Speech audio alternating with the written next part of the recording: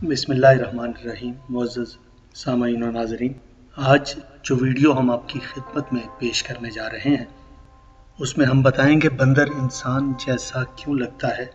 खरगोश को औरतों की तरह माहवार खून आता है, शराबी ऐसे है जैसे बुत परस्त हो,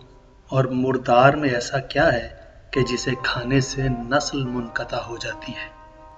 नाज़रीन इकराम, इससे पहले कि हम बात का आगाज़ करें, आपसे गुजारिश है कि हमारे चैनल जज़ा टीवी को सब्सक्राइब करें, बेल आइकन को दबाएं और वीडियो अच्छी लगे तो इसे शेयर ज़रूर करें। नाज़रीन इकराम, मोहम्मद बिन अज़ाफ़िर ने इमाम मोहम्मद बाक़िर अलैहिस्सलाम से एक मरतबा सवाल किया, ए फ़र्ज़ंद रसूल, अल्लाह ने शराब, मुर्दार, खून और सूअर के गोश्त को क्यों हराम करार दिया है? आपने फरमाया, अल्लाह ने अपने बंदों के लिए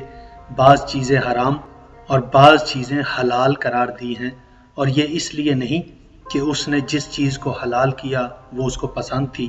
और जिसको उसने हराम किया वो उसे नापसंद थी, बल्कि इसलिए कि अल्लाह ने मखलूक पैदा की और उसी को मालूम है कि उसके बदन का क़याम किस चीज़ से है,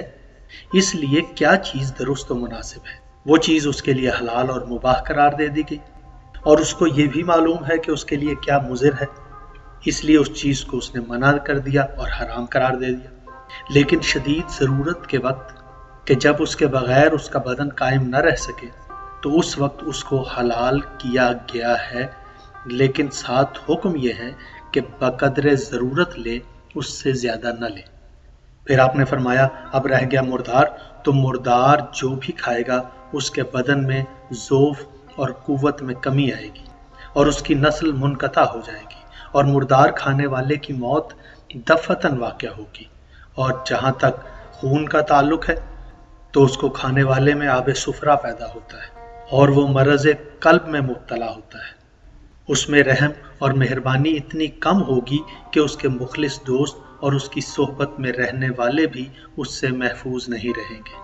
और जहाँ तक सूअर, बंदर, रीछ वगैरह का ताल्लुक़ है तो अल्लाह ने कौमों की शक्लों को मस्ख़ किया है, मसलन सूअर, बंदर, रीछ वगैरह की शक्ल में। फिर हुक्म दिया कि इन शक्ल के जानवर हरगिज़ न खाओ कि इनसे कोई फ़ायदा न हासिल हो,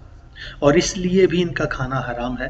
कि लोग इनकी सज़ा को हल्का न समझें। और शराब को तो उसके अमल और उसके फसाद और ख़राबी की बिना पर अल्लाह ने हराम करार दिया है। आपने फरमाया, शराब का आदी ऐसे है जैसे बुत परस्त हो, उसके जिस्म में राशा पैदा हो जाता है, मुरव्वत ख़त्म हो जाती है, वो अम्र हराम की जसारत करने लगता है, जैसे कत्ल व ज़ना,